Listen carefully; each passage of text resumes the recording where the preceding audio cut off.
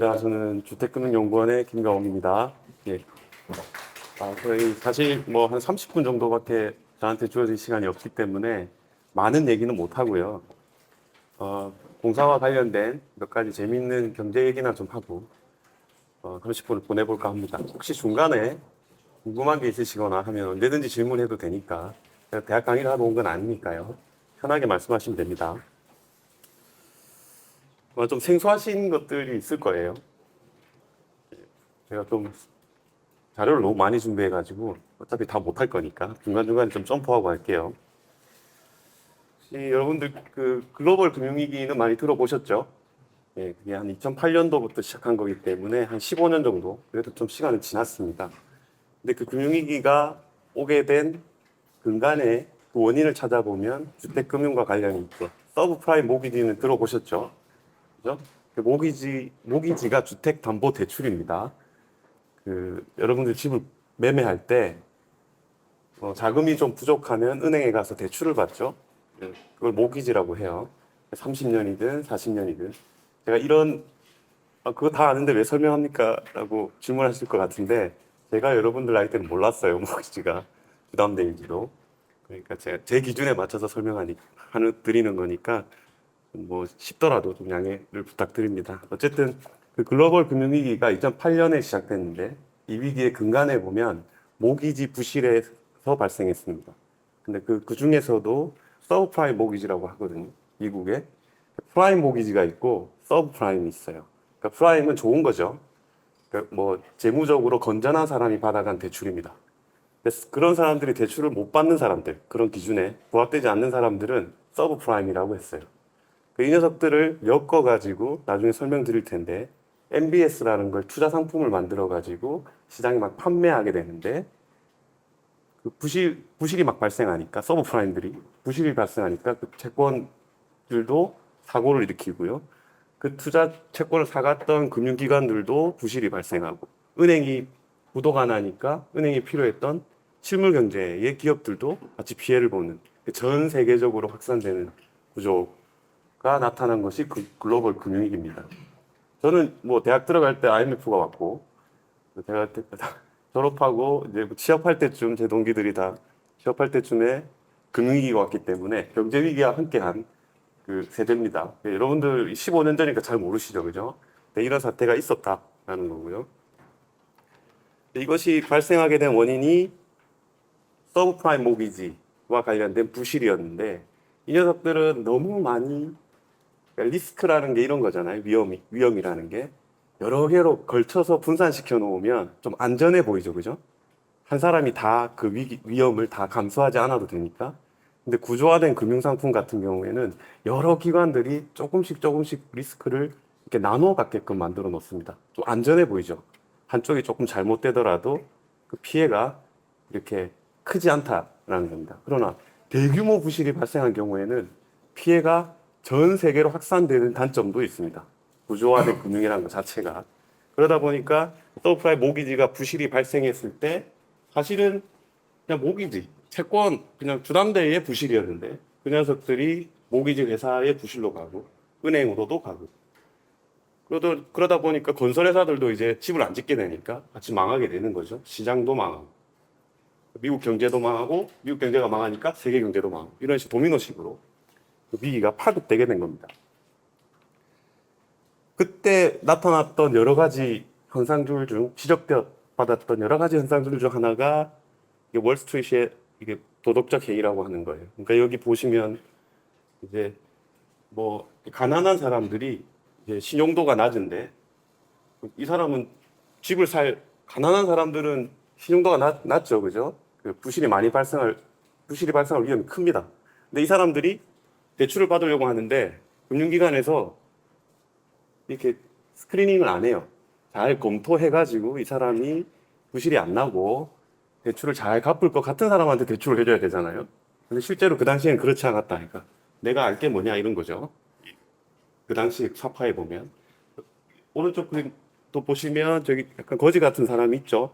저 사람 좀 뭐 불쌍하다, 뭐 미래도 없고 자업도 없고 뭐 이렇다 얘기하는데 안에 있는 은행 직원들이 그러죠. 뭐 어차피 우리한테는 좋은 고객이다. 그 당시에 저런 사람들한테도 무차별적으로 대출이 나갔습니다. 뭐 개인적인 얘기 좀 드리자면 그 당시에 제가 미국에 있었는데요. 그때 그 스펙이 좋은 한 선배님이 계셨는데 박사과정을 하고 계셨어요. 그분이 공부를 하시다가 그 좁고 이제 자기는 목사님을 하겠다라고 생각을 하고 신학대로 다시 가셨던 분인데 미국에서 살아야 되니까 미국에서 목회를 하겠다고 하셨기 때문에 그 집을 샀습니다. 그때 당시 한 1억 5천 정도 우리나라 돈으로 했던 것 같아요. 제가 한국에 들어올 때 그 집이 한 6억 정도로 올랐어요. 그게 부실이 난 거죠. 그리고 금융위기가 시작된 거예요. 그 시기가. 집값이 엄청나게 올랐습니다. 아무한테나 대출을 막 해주니까 다들 집을 살려고 하잖아요. 그죠? 그래서 사람들이 농담 삼아 이분이 좋은 일을 하려고 한다고 하니까 신께서 비싼 집을 선물로 주셨다고 할 정도로 집값이 그때 불과 몇 년 사이에 한 서너 배씩 서부 해안 쪽으로 엄청나게 올랐던 사례가 있습니다. 여기서 그러면 도대체 그러면 어떤 사람이 빌려간 그게 프라임이든 서브 프라임이든 그 모기지 채권이 부실이 났는데 왜 금융위기로 확산이 되느냐라는 의문이 좀 있죠. 그게 바로 MBS라고 하는 겁니다. MBS는 모기지 백드예요. 그러니까 모기지를 저당을 잡아가지고 채권을 발행한. 쉽게 말하면 여러분들이 여기 집을 산다고 다 대출을 받았다고 가정해보죠. 어떤 분은 1억을 받았을 거고 3%에, 어떤 분은 뭐 2억을 받았을 거고 5%에. 은행 입장에서는 뭐 2억을 대출해주고 연 5%의 이자를 받으니까 그죠? 손해는 아니죠. 그죠? 손해는 아닌데 이런 생각은 해볼 수가 있죠. 2억이란 큰 목돈을 주고 보내고 내가 한 달에 조금씩 몇십 년 동안 이 친구한테 5% 이자만 받고 있는 건 좀 손해보는 거 아닌가? 돈은 굴러가야 수익이 발생하는데, 그죠? 그렇기 때문에, 이거 좀 다른 방법이 없을까? 이걸 좀 장사로 할 수 있는 방법이 없을까? 라고 생각한 게 MBS라고 하는 겁니다. 각각의 채권들을 이렇게 모아요. 모아서 어떤 가치를 만듭니다. 계산하는 방식으로. 그런 다음에 주식처럼 쪼갭니다. 10,000원짜리 같은 걸로 만든 다음에 주식시장에 팔아요. 주식을 사가세요라고 팝니다. 사가는 사람은 왜 사갈까요? 배당을 해주잖아요. 그죠? 주식을 사갔으니까. 그럼 배당금은 어디서 나옵니까? 그렇죠. 모기지를 대출받아간 사람이 이자를 낼 거 아닙니까? 매달. 이자와 원리금을 상환하겠죠. 그 돈을 가지고 내 주식을 사간 사람에게 배당을 해주는 겁니다. 그러면 나는 2억이란 큰 돈을 보냈었지만, 그죠? 이제 이 주식을 만들어서 팔았기 때문에 또 돈이 생기죠. 은행은. 그럼 그 돈을 가지고 또 어떻게 합니까? 또 대출해 줍니다. 그죠? 그럼 또 돈이 생기죠. 또 MBS로 만들어서 또 주식시장에 또 갑니다.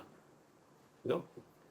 그러다 보니까 계속 뭔가 복잡한 채권 구조가 시장에서 계속 돈의 흐름이 생기면서 이게 모기 시장이 주택 금융 시장에 한정되는 게 아니라 전체 금융 시장으로 그다음에 전체 실물 시장으로 확산되는 겁니다.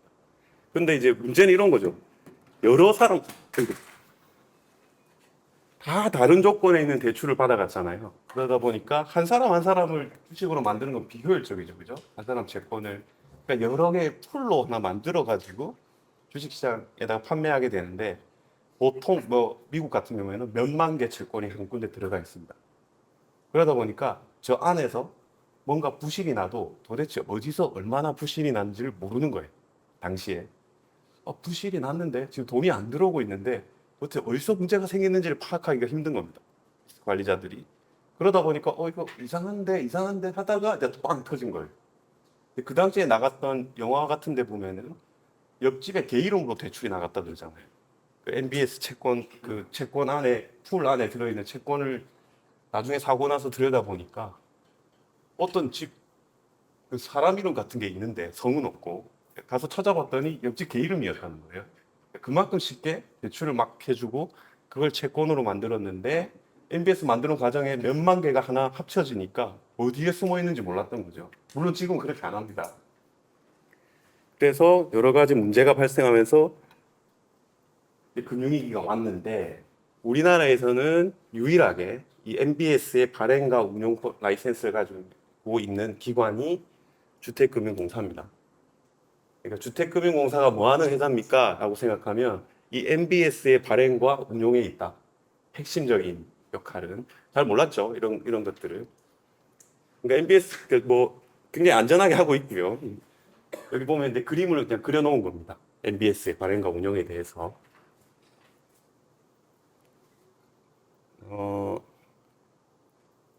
그렇죠. 예. 그래서 이제 저희는 공공기관이고 수익을 남기면 안 되는 곳이기 때문에 이제 미국 같은 경우에 페니메, 프레드메 이런 곳에서 주택 금융과 관련된 준공공기관입니다, 거기가.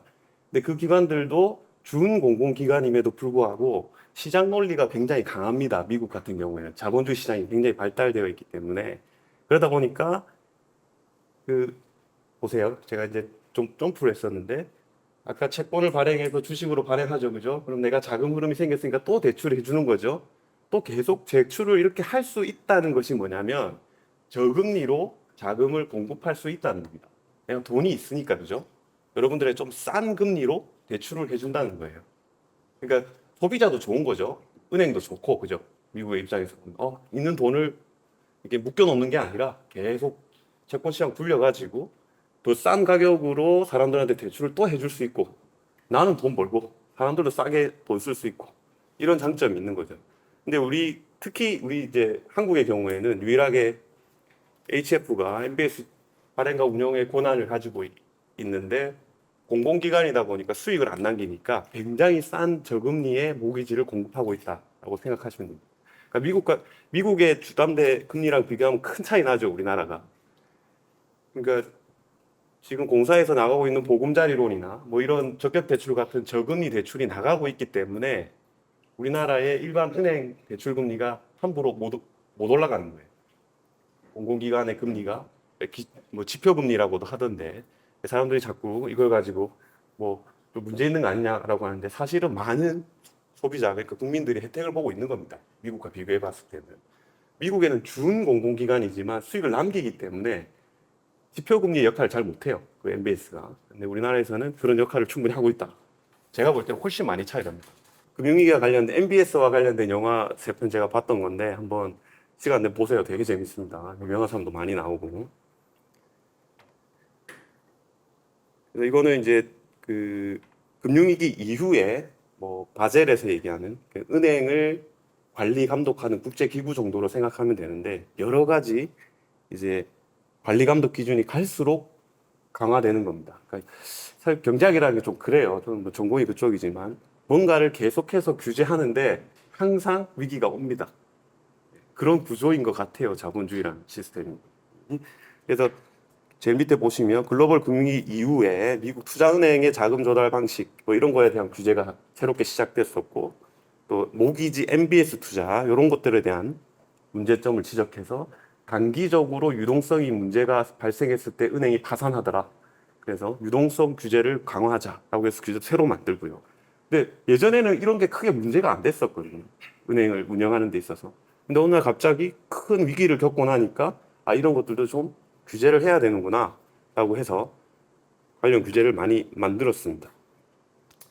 그래서 뭐 제가 뭐 이렇게 얘기하고 싶은 게 자본주의가 만들어 놓은 어떤 비극 같은 거인데 우리는 계속해서 생활이 윤택해지고 경제는 성장하는 것 같고요.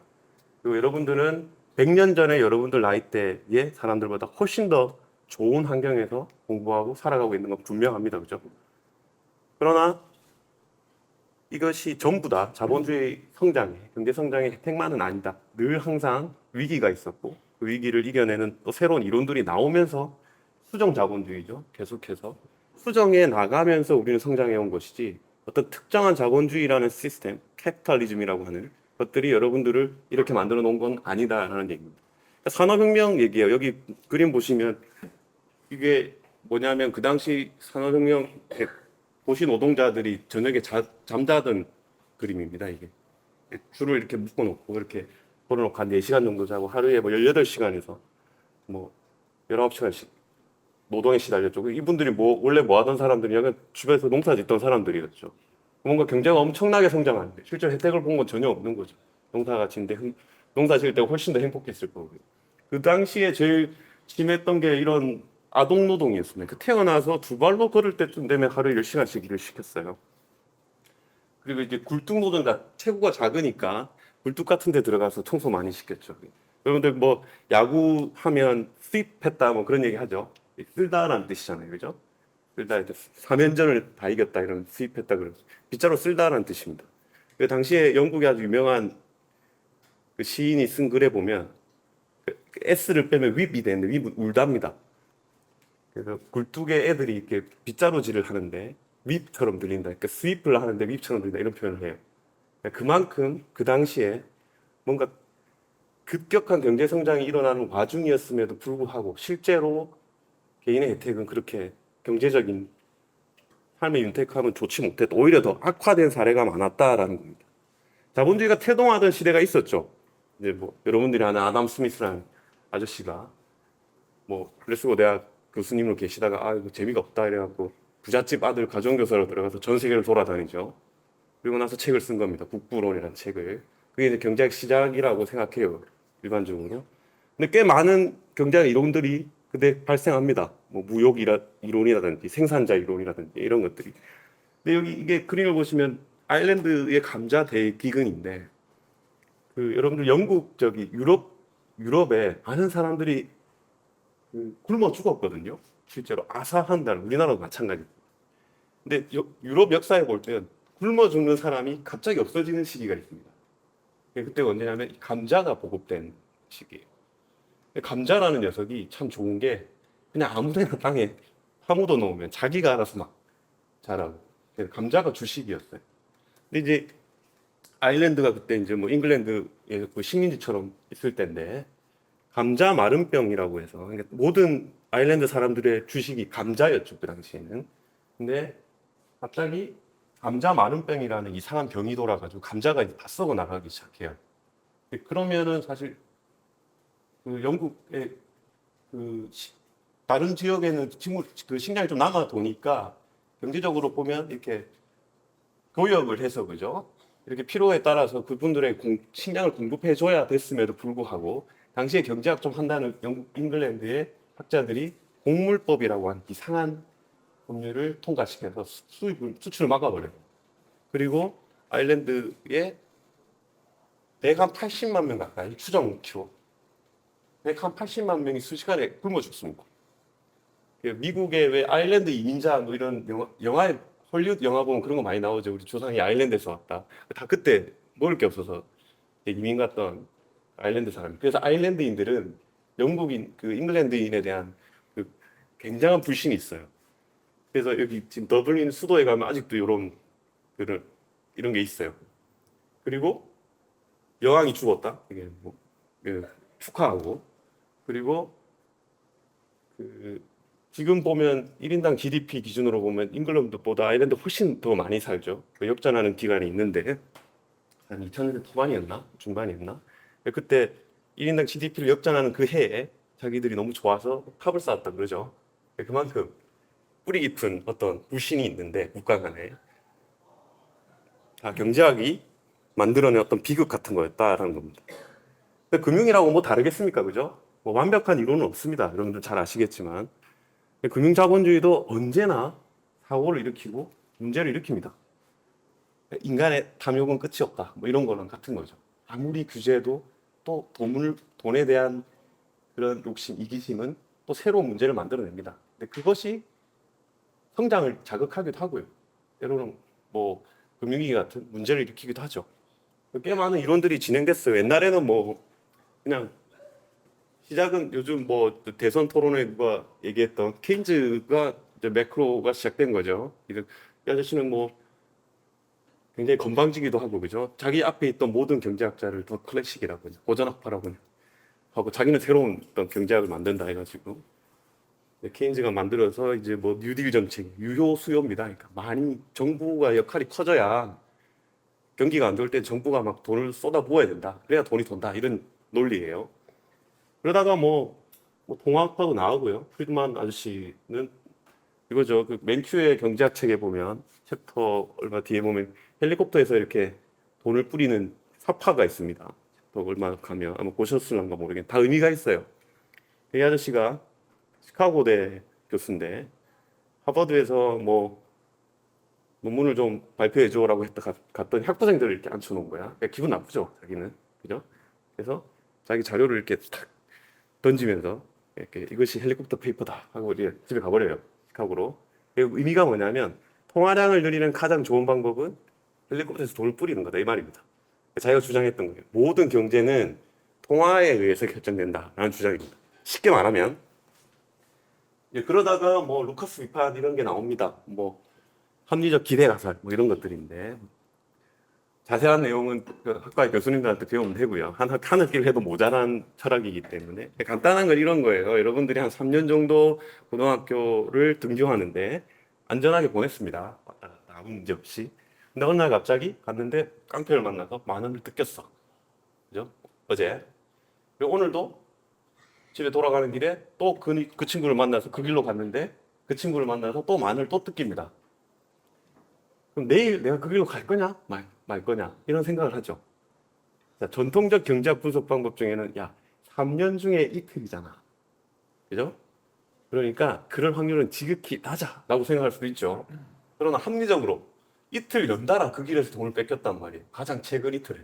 그럼 우리가 상식적으로 생각할 때 오늘도 저 길로 갔다가는 또 만 원을 느낄 확률이 높다라고 생각할 수 있잖아요. 그죠? 그게 합리적 기대 가설입니다.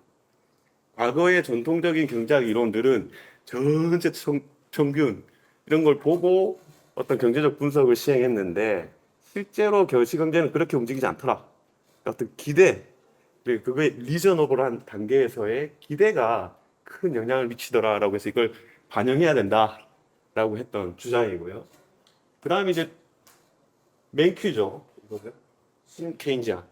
맨큐의 경제학 책을 보셨죠? 들어보셨죠? 꼭 한번 읽어보세요. 그렇게 좋은 책이 없습니다. 제가 볼 때. 저는 경제학을 박사를 했잖아요. 근데 제가 박사학위를 다 받고 한국에 들어와서 이제 맨큐의 경제학 책을 다시 한번 봤는데 제가 한 10년 동안 공부한 게 거기 다 들어가 있습니다. 아주 쉬운 한국말로. 그러니까 꼭 한번 읽어보세요. 안 읽어보신 분은. 케인즈는 맨큐 아저씨는 굉장히 유명한 사람입니다. 미국의 뭐 경제 자문단도 하고요. 백악관에도 있었고요. 근데 메뉴 코스트라고 얘기했죠. 그러니까 물가라는 게 이렇게 탄력적으로 바로바로 움직이진 않더라. 그러니까 메뉴판을 바꾸는데도 시간이 필요하다는 겁니다. 그러니까 라면이 5,000원짜리 라면이 5,100원, 200원 이렇게 우리가 미분 연속 가능한 미분처럼 물가가 탄력적으로 움직이는 게 아니라 5,000원에서 5,500원, 5,000원에서 6,000원처럼 이 메뉴판을 바꾸는데도 시간이 필요하다라고 해서 메뉴 코스트라는 단어를 써서 이 사람은 너무 젊어서 제가 어렸을 때는 이 사람 너무 젊어서 노벨상을 못 하고 있다 그랬는데 어떻게 되는지 모르겠어요. 그다음에 뭐 RBC라고 해서 뭐 여러 가지 이런 것들이 있습니다. 시장은 언제나 불안합니다. 이게 제가 오늘 얘기 드리고 싶은 게 이거예요. 시장은 완벽하지 않다. 자본주의라고 해서 완벽한 건 절대 아니다라는. 그림에 보시면 왼쪽 제일 그림 땅바닥이 먼것 같아요. 들고 있는 게. 저거 돈입니다. 돈. 저게 뭐냐면 독일에서 나타난 하이퍼 인플레이션이라고 하는 겁니다. 그러니까 그 1차 대전이 끝나고 독일이 전장 배상금 문제에 직면했을 때 이때 이제 케인즈가 그 협상단에 들어가 있어요. 케인즈는 반대했죠. 너무 과도한 전쟁 배상금을 요구하면 독일이 어떻게 될지 모른다. 독일 경제가. 그렇게 되면 전 세계로 파급되기 때문에 우리는 또다시 공황에 빠질 위기가 있다. 이런 겁니다. 근데 이제 그 당시 그 사람이 없죠. 전쟁을 일으켰으니까 막 처벌하고 싶잖아. 그죠? 독일을. 그래서 과도한 전쟁 배상금을 물렸는데 독일에서는 방법이 없잖아요. 그죠? 돈을 찍어내기 시작한 겁니다. 그래서 당시에 두 형제가 광부들인데 그래서 일을 하다가 형은 일당을 받으면 집에서 이렇게 저금을 했고 동생은 일당 받아서 맥주 한 캔 사가지고 먹다가 캔을 자기 집 앞마당에 버렸다는 거예요. 나중에 1년 지나니까 그 캔 뚜껑 하니까 형이 모았던 돈보다 더 많이 받았다는 거예요. 그 1년 사이에 인플레이션이 너무 심하게 발생했기 때문에. 그러니까 이런 것들 시장을 언제나 불안하게 만들고 1차 대전 전쟁 배상금이 공황을 일으켰고요. 그 공황으로 미국 경제가 이렇게 자원마켓이 무너졌죠. 다른 이유가 있었던 건 아닙니다. 그래서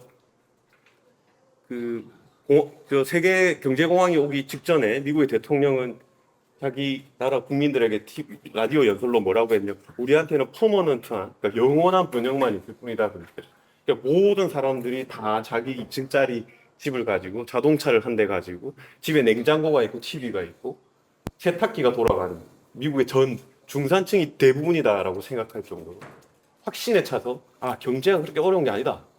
우리에게 미국에게 남은 것은 영원한 번영뿐이다라고 했을 때 공항이 꽝 터지고 이렇게 된 거예요. 그 뒤로는 이제 뭐 여러 가지가 있죠. 짐바브웨입니다. 여기 이것도 돈입니다. 돈. 땡스 투 무가베죠. 머니가 페이퍼 그 월페이퍼다 벽지라가 된 거예요. 무가베라는 독재자가 이제 자기가 자꾸 경기가 좀 안 좋다, 뭐 돈이 모자라다 하니까 돈을 막 찍어낸 거예요. 돈의 가치는 떨어질 수밖에 없죠, 그죠? 돈이 많으면 돈의 가치는 떨어집니다, 그죠? 그런 것처럼 이런 거고요. 그럼 돈의 가치 그게 뭐냐라는 겁니다. 돈에는 가격이 있나? 가치가 있나? 그죠? 이런 생각하죠. 돈의 가격은 금리입니다. 그죠? 금리가 돈의 가격이다. 그래서 주택시장은 이 금리와 직접적인 관련이 있고요. 여기 보시면 전체적으로 금리가 좀 떨어지는데, 그죠? 가장 낮았을 때가 코로나 때, 그죠? 금리가 어떻게 결정되느냐는 복잡한 문제니까 수업 시간에 가서 배우시고, 금리가 코로나 때 저금리를 했죠. 경기를 살리려고. 왜? 돈을 더 싸게 만들어야 사람들이 많이 쓸 거 아닙니까? 그죠? 그래서 돈이 막 풀리면서 주택 시장이 엄청나게 크게 집값 올랐죠. 기억나죠? 뭐 영끌 패닉 바잉 이런 거 들어보셨죠? 그죠? 아니 뭐 집을 지금 안 사면 큰일 날 것처럼 시장에서 난리가 나가지고 온 전국이 자산 시장에 과열되어 가지고 난리도 아니었던 것을 기억하면 됩니다. 또다시 그런 날이 올까 싶을 정도로 제가 그 당시에 그랬어요. 정책 금리가 1대 후반으로 나갔습니다. 대출 금리가. 후배들이 물어봐. 이거 대출을 받아가지고 어떻게 뭐 합니까? 뭐 이렇게 물어보길 내 인생에 다시 못 올 금리기는 맞다. 지금 받아놓으면 정말 다시는 이런 금리를 만날 수 없을 것이다. 제가 지금 예상은 했습니다. 뭐 나중에 어떻게 될지 모르겠지만 그렇고요. 그래서 이제 금리에 대한 얘기인데 제가 너무 많이 준비를 해가지고 더 하면 1시간 더 할 것 같아가지고 길게는 안 하겠습니다. 어쨌든 금리라는 것은 돈의 가치를 의미하는 것이고 그 돈의 가치, 금리가 주택시장과 직접적으로 관련이 된다라는 것 정도를 이해하시면 될 것 같고요. 한국주택금융공사는 아까 뭐를 발행하고 운영한다 그랬죠? MBS입니다. 그러니까 팩트죠. 모기지를 저당 잡아가지고 여러분들이 받은 채권을 저당으로 잡아갖고 주식을 만들어가지고 판매하는 거예요. 주식의 배당은 여러분들이 내는 원리금으로 배당해 줍니다. 국채금리보다 조금 높습니다. 그리고 절대 안 망합니다. 나라에서 보증을 서주기 때문에. 주식이 망할 수가 없는 안전자산이죠, 일종의. 그러다 보니까 투자를 해도 되죠. 포트폴리오 차원에서, 그죠? 아주 높은 수익률을 주는 건 아니에요. 국채금리니까. 수고하셨습니다. 네.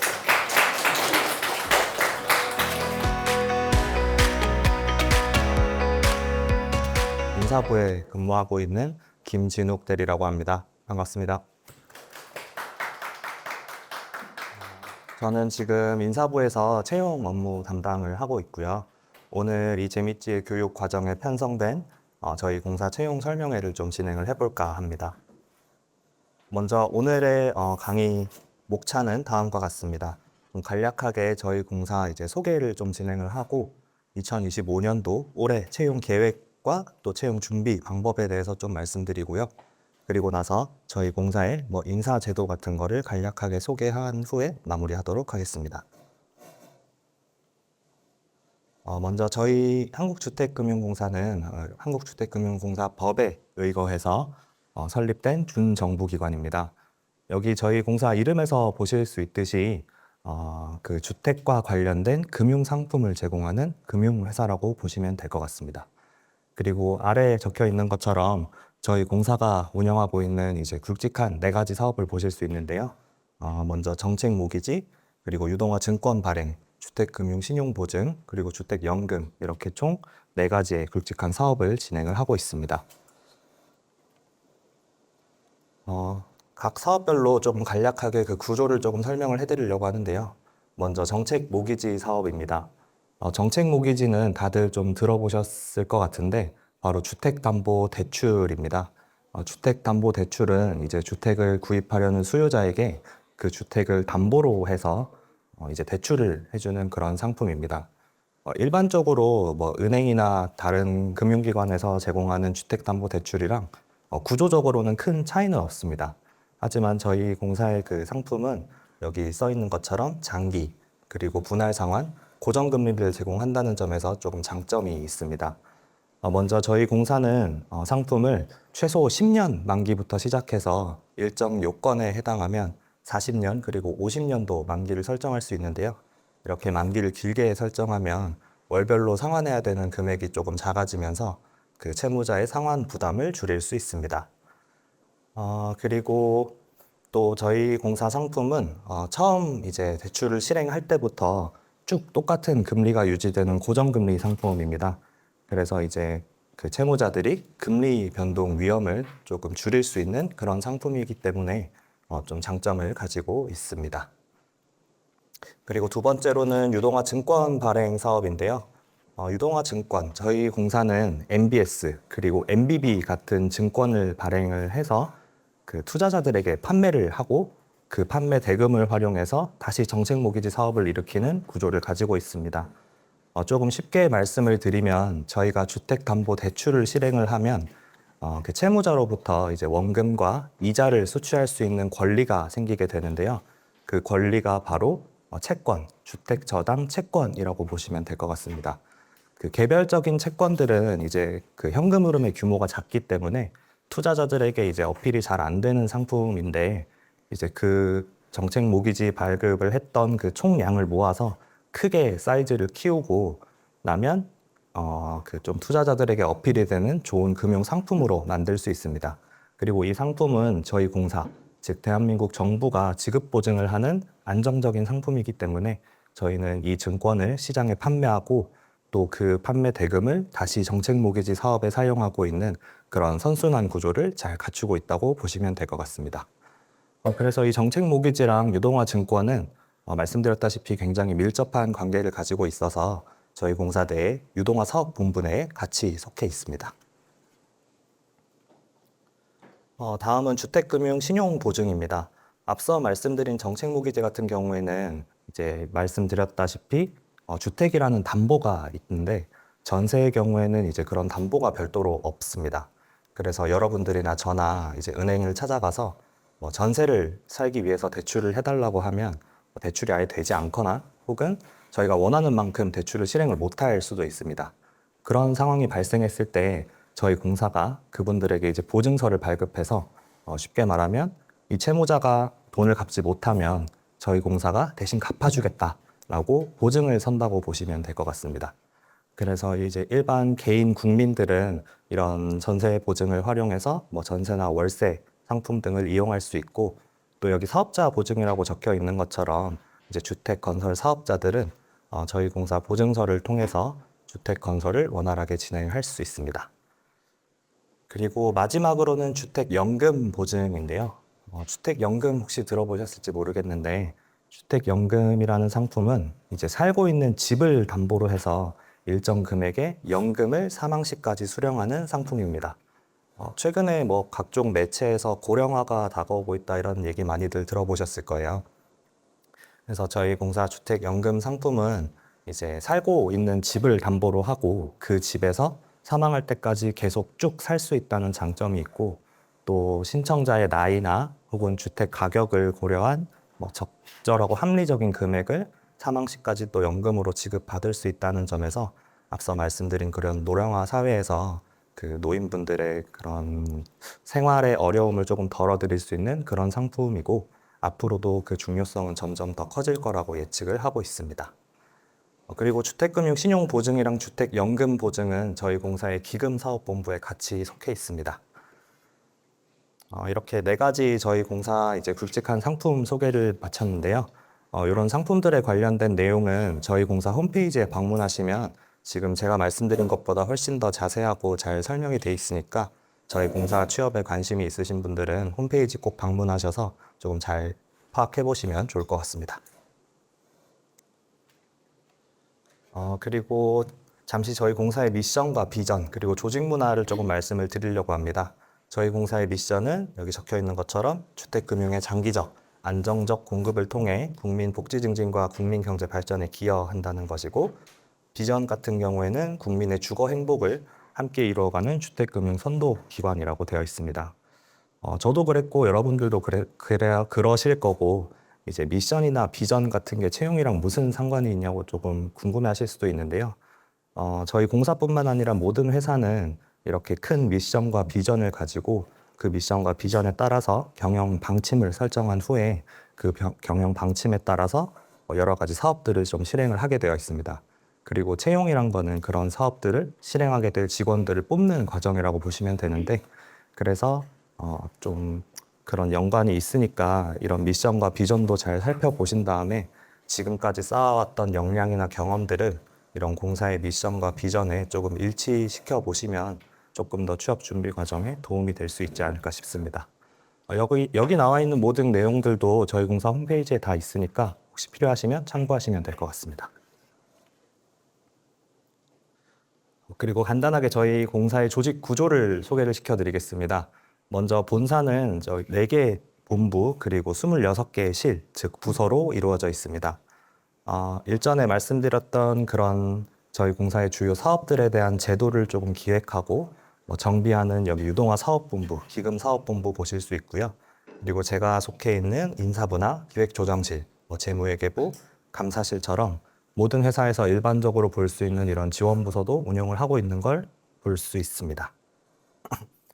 그리고 마지막으로 저기 4번째 사업 인프라 본부에 보시면 디지털 전략부, ICT 운영부, ICT 인프라부 이렇게 IT 관련 부서도 운영을 하고 있는 것을 보실 수 있습니다.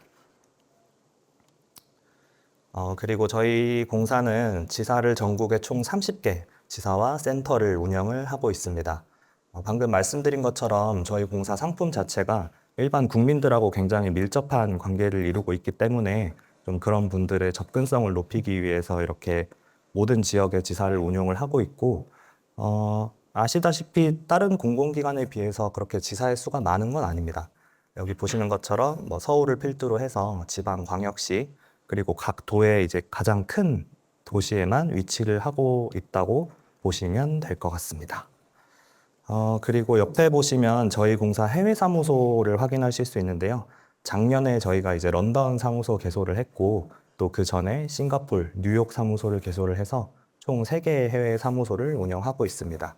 그래서 여러분들이 향후에 저희 공사에 입사하시면 이렇게 소정의 선발 과정을 거쳐서 해외에서 일해 보실 수 있는 좋은 기회도 있다는 점을 좀 알려드리고 싶어서 이렇게 넣게 되었고요. 그리고 그 아래 표를 보시면 본사와 지사, 그리고 남성과 여성의 비율은 약 6대4 정도 비율을 이루고 있습니다. 근데 최근에 들어오시는 신입 직원분들을 보시면 남성과 여성의 비율은 거의 반반이라고 생각해 주셔도 무방할 것 같습니다. 그리고 이제 2025년도 채용 계획에 대해서 조금 말씀을 드리려고 하는데요. 사실 지금 2025년도라고 말씀을 드렸는데 내부적으로 아직 올해 채용 계획이 조금 구체적으로 나오지는 않았습니다. 그래서 제가 지금 말씀드리는 내용들은 모두 2024년도, 작년도 기준으로 조금 말씀을 드릴 수밖에 없는 점 양해 부탁드리고, 앞으로 이제 본 공고가 올라오면 혹시라도 이제 작년하고 변동될 수 있는 내용이 있기 때문에 그 본 공고를 잘 살펴봐 주시면 좋을 것 같습니다. 저희는 작년 2024년도에 26명을 채용을 완료했습니다. 그리고 올해 2025년도는 이제 27명이라고 저희가 예비 공고를 올렸었는데요. 조금 작아 보일 수 있겠지만 저희 공사도 이제 여타 공공기관처럼 그 기획재정부라는 정부 부처로부터 이제 정원이나 인건비 통제를 받는 기관입니다.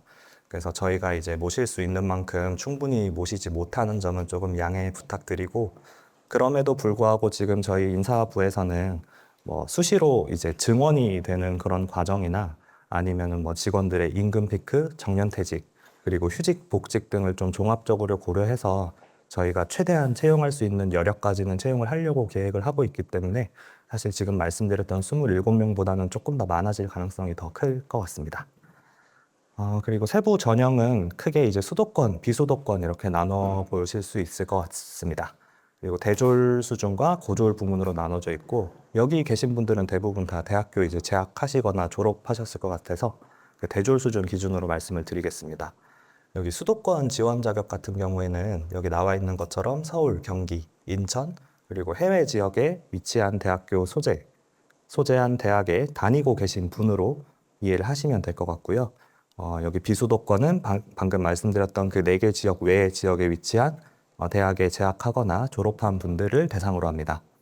여기 경남대학교도 창원시에 위치해 있으니까 여기 비수도권 지원 자격이 될 것 같고, 혹시라도 뭐 그렇지 않은 분들께서는 이렇게 공고에다가 상세하게 그런 기준을 세워서 잘 명시를 해놓고 있으니까 잘 참고하셔가지고 본인이 맞는 곳에 지원을 잘 해주시면 좋을 것 같습니다. 그리고 대졸 수준하고 고졸 부문 이렇게 이루어져 있는데요. 채용 업무를 하다 보면 좀 여러 가지 질문을 받는데, 본인이 대학 재학 중인데 그러면은 나는 고졸 부문으로 넣어야 되냐, 이런 질문들을 하시는 분들이 굉장히 많습니다. 하지만 여기 고졸 부문 지원 자격을 보시면 여기 고등학교 졸업 예정자, 즉 고등학교를 다니고 있는 사람들만 지원을 할 수 있습니다. 그래서 여러분들처럼 대학에 재학을 하면서 아직 졸업을 하지 않았더라도 대졸 수준으로 지원을 해주시면 될 것 같습니다. 그리고 저희 공사는 뭐 별도의 지원 자격을 운영을 하고 있지는 않습니다. 블라인드 채용을 하고 있어서 뭐 학력이나 연령, 성별 등은 전혀 아무런 제한이 없고, 남성분들의 경우에는 군필자 혹은 면제자만 지원을 할 수 있습니다. 그리고 아래에 보시면 보훈과 장애 특별 전형을 또 운영을 하고 있는데, 사실 올해 채용 계획이 아직 안 정해진 것처럼 어떻게 특별 전형을 운영할지도 아직 확실하게 정해지진 않았습니다. 하지만 여기 뭐 국가유공자법이나 장애인 고용법 관련된 관련 법률에 그런 해당되시는 분들은 조금 더 좋은 기회가 될 수 있으니까 그 내용을 잘 참고해 보시면 좋을 것 같습니다. 그래서 방금 말씀드린 기준으로 해서 이제 대졸 수준은 일반 전형은 수도권, 비수도권, 탄성이 나오고 있는 것 같아서 조금 마음이 아픈데요. 저희가 최대한 좀 잘 노력해서 이때보다는 더 많은 인원 채용할 수 있도록 노력하겠습니다.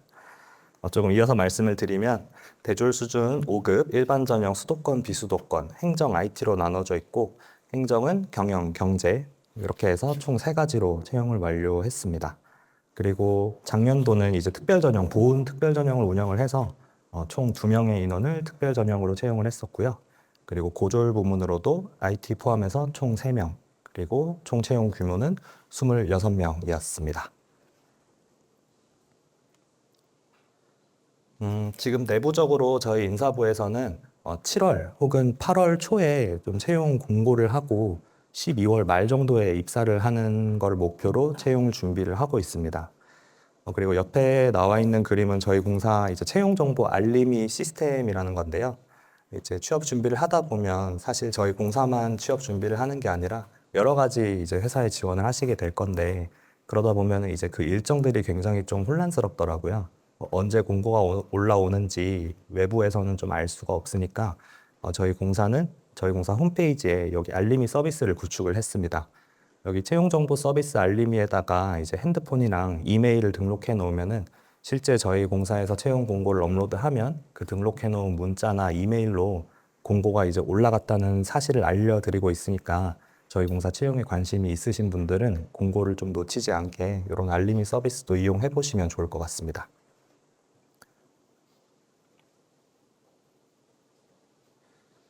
그리고 저희 공사 채용 절차에 대해서 좀 간략하게 말씀을 드리겠습니다. 먼저 채용 공고가 올라가게 되면 온라인으로 입사 지원을 하게 되시고요. 그리고 서류 전형, 필기 전형, AI 면접, 1차 면접, 2차 면접을 거쳐서 최종적으로 선발이 되게 됩니다. 그리고 뭐 구체적인 내용들은 이제 앞으로 진행하면서 전형별로 한 가지씩 살펴보도록 하겠습니다. 먼저 서류 전형입니다. 저희 공사는 서류 전형을 이제 적부 방식으로 운영을 하고 있습니다. 적부 방식은 뭐 여기 계시는 분들이 더 잘 아시겠지만 뭐 단순한 어구를 반복한다던가 뭐 이응 한 글자로 모두 채워놓는다던가 애국가를 적는다던가 그런 사항이 아니면 모두 합격 처리를 하고 있고요. 뭐 이렇게 운영을 하고 있는 것은 좀 최대한 많은 분들에게 필기 시험 좀 기회를 드리려고 좀 적부 전형으로 운영을 하고 있습니다. 여기 직무 능력 기술서랑 직무 적성 기술서 이렇게 작성은 되어 있는데 사실 일반적으로 통용되는 자기소개서라고 보시면 될 것 같습니다. 여기 글씨가 작아서 잘 보이실지는 모르겠는데 뭐 일반적으로 모든 회사에서 등장하는 지원 동기도 좀 보실 수 있고 말씀드린 것처럼 저희 공사 뭐 사업 관련된 내용하고 뭐 실패 경험 그리고 성과 창출 그리고 저희 공사 핵심 가치 이런 문항들이 있으니까 한번 잘 살펴보시면 좋을 것 같습니다. 그리고 필기 전형입니다. 저희는 필기 전형을 서울이랑 부산 두 군데에서 좀 실시를 했는데요. 아래 표를 보시면 대졸 수준 기준으로 행정, 그러니까 경영 또는 경제는 전공이랑 NCS 이렇게 두 가지 유형으로 구성이 되어 있습니다. 먼저 전공 시험은 이제 객관식 60문항으로 출제가 되고 총 배점은 100점 만점에 70점을 구성을 하고 있습니다. 그리고 나머지 30점은 객관식 30문항으로 출시가 되는 NCS 직업 기초 능력 평가 같이 진행을 하고 있습니다. 그리고 IT 여기 분들 계실 수도 있을 것 같은데 IT 직렬 같은 경우에는 NCS를 별도로 치르지 않습니다. 그래서 먼저 전공 시험은 똑같이 객관식 60문항으로 이루어져 있는데 행정 직렬과는 다르게 배점이 60점으로 구성이 되어 있습니다. 그리고 나머지 40점은 이제 온라인으로 치르는 코딩 테스트를 치르시게 될 텐데요. 이 코딩 테스트는 그 필기 시험을 볼 때 같이 보는 건 아니고 그 전주에 이제 온라인으로 출제가 되고 있고 네 문항 정도로 구성이 되어 있습니다. 그리고 이제 난이도 같은 경우에는 뭐 전공 시험 난이도는 저희 4년제 대학 그 전공 교과 과정 수준으로 조금 출제를 최대한 하기 위해서 노력을 하고 있고요. 아래 표에 보시면 저희 공사는 이제 필기 전형 관련된 정보를 모두 좀 공개를 해드리고 있어요. 그래서 잠깐 짚고 넘어가면 경영학 같은 경우에는 일반 경영 20, 재무관리 40, 그리고 고급 회계와 원가 관리 회계를 제외한 회계학 40 이렇게 구성이 되어 있고 경제 직렬 같은 경우에는 미시, 거시 70, 그리고 국제 경제 15, 화폐 금융 15 이렇게 구성이 되어 있고 IT 직렬 분들 같은 경우에는 프로그래밍 20, 그리고 데이터베이스 네트워크 20, 그리고 전산학 일반 60 이렇게 구성이 되어 있습니다. 이렇게 뭐 과목도 전부 공개를 하고 비중도 같이 공개를 하고 있으니까 혹시 필기 시험을 준비를 해보신다면 이렇게 좀 비중을 보고 어떤 데다가 더 가중치를 둬야 하는지 좀 판단을 할 수 있게 계속 공개를 하고 있습니다. 그리고 면접 전형입니다. 면접 전형은 AI 면접, 1차 면접, 2차 면접 이렇게 세 가지 전형으로 이루어져 있는데 먼저 AI 면접 같은 경우에는 뭐 실제로 지원자들의 점수를 평가하는 그런 과정은 아니고요. 1차 면접의 기간이 작다 보니까 그 과정에서 죄송합니다. 또 이제 과정이 그 좀 기간이 짧다 보니까 조금 더 많은 정보를 얻기 위해 사전에 실시를 하고 있고 점수를 계량화해서 순위를 내거나 그러진 않습니다. 그리고 1차 면접 같은 경우에는 통상적으로 말하는 실무 면접인데요. PT 면접과 심층 면접 두 개로 이루어져 있고 PT 면접의 경우에는 선택하신 전공 주제, 경영, 경제, IT 관련된 그런 발표를 한 후에 면접관들이 그 발표 내용이나 그리고 관련된 이제 전공 관련돼서 질문을 하는 그런 질의응답식으로 이루어져 있습니다. 그리고 심층 면접 같은 경우에는 심층 면접이라고 해서 대단한 게 있는 건 아니고 일반적으로 생각하는 인성 면접이라고 보시면 될 것 같고요. 요 인성 면접은 그 서류 전형에서 제출하신 자기소개서 기반으로 이루어지게 되어 있습니다. 그리고 총 만점은 이제 100점이고 방금 말씀드렸던 PT와 심층 면접이 각각 50점, 50점으로 같습니다. 그리고 옆에 보시면 주요 검증 역량이라고 적혀둔 게 있는데요. PT 면접의 경우에는 전공 지식, 논리성, 기획, 발표력 등을 평가하고 있고 심층 면접 같은 경우에는 공사 이해도, 직무 능력 등을 검증을 하고 있습니다. 그리고 비고에 나와 있는 것처럼 인재상에 부합하는 인재를 채용하겠다고 적어놨거든요. 그래서 이런 정보들도 저희는 채용 공고에 전부 다 담아두었으니까 혹시라도 준비를 하시게 된다면 이런 검증 역량을 잘 준비를 해보시고 또 답변 같은 내용을 이런 인재상에 부합할 수 있게 답변하시는 것을 연습하시는 게 좋을 것 같습니다. 그리고 2차 면접은 1차 면접에서 실시한 심층 면접, 그러니까 인성 면접과 사실 유형은 거의 동일하지만 저희 공사에 이제 임원분들이 참여하시는 임원 면접이라고 봐주시면 될 것 같습니다. 이렇게 4가지 전형을 저희는 실시를 하고 있고, 또 우대사항 같은 경우에도 저희는 이제 사회형평적 채용 위해서 별도의 좀 우대사항을 운영을 하고 있고요. 그 아래 표에 보시는 것처럼 보훈 대상자, 장애인, 그리고 여러 가지 사회적 배려 대상자분들에게 가점을 주는 그런 제도를 조금 운영을 하고 있습니다. 그 외에는 저희가 별도로 운영하는 우대사항은 없는데, 옆에 보시는 것처럼 여기 전문 자격증, 변호사, 회계사, 계리사 자격 보유하신 지원자분들께는 필기 전형을 조금 면제해드리고 있고요. 그 밑에 세무사나 노무사, 정보보안기사는 필기시험 만점에 5%를 가산을 해드리고 있고, AICPA, 미국 CPA, CFA, 그리고 산업안전기사 등의 자격증을 소지하신 분들께는 만점에 3%를 가점을 해드리고 있으니까 혹시 이런 자격증 보유하신 분들은 이런 가점 제도가 운영되고 있다는 것도 참고해 보시면 좋을 것 같습니다. 그리고 두 번째로 저희 공사 이제 체험형 인턴 중에 우수 인턴으로 이제 선발이 되면 그거에 관련해서도 좀 가점을 부여해드리고 있는데요. 사실 이거는 어떤 때에 인턴을 하는지에 따라서 부여하는 가점은 다 다른데, 작년도 기준으로 말씀을 드리면 그 1차, 2차 면접 모두 만점에 5%를 가점을 드렸습니다. 이게 면접 특성상 이제 지원자들끼리 조금 편차가 작을 수도 있어서 이런 것들이 큰 도움이 되실 수 있다는 것도 한번 참고해 주시면 좋을 것 같습니다. 그리고 저희 공사의 인재상황입니다. 앞서 말씀드린 것처럼 저희는 모든 전형에 인재상에 맞춤화된 인재를 채용하려고 실제로 노력을 하고 있습니다. 여기 보시면 3가지로 이루어져 있고, 창조인, 전문인, 화합인 이렇게 이루어져 있고, 그 밑에 좀 구체적으로 설명이 되어 있습니다.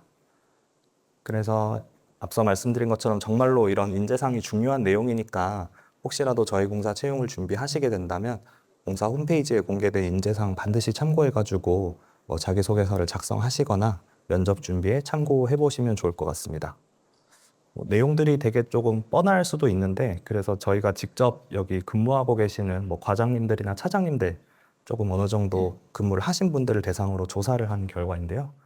창조인 같은 경우에는 비자발적으로 부여되는 업무를 주도적으로 수행하는 사람, 그리고 전문인 같은 경우에는 업무와 관련된 자료를 꼼꼼하게 숙지하는 사람, 그리고 화합인 같은 경우에는 타 부서와의 협업을 잘 해나가는 사람, 이렇게 의견을 주셨으니까 이런 것도 간단하게 참고만 해보시면 좋을 것 같습니다.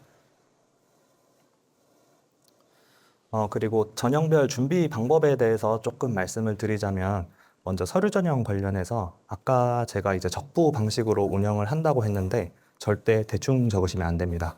그 1차 면접이나 2차 면접에서 인성 면접을 진행할 때 모두 그 입사 지원서를 기반으로 이제 질문을 내기 때문에 반드시 그 면접을 대비해서 구체적으로 작성을 해주시는 게 좋을 것 같습니다.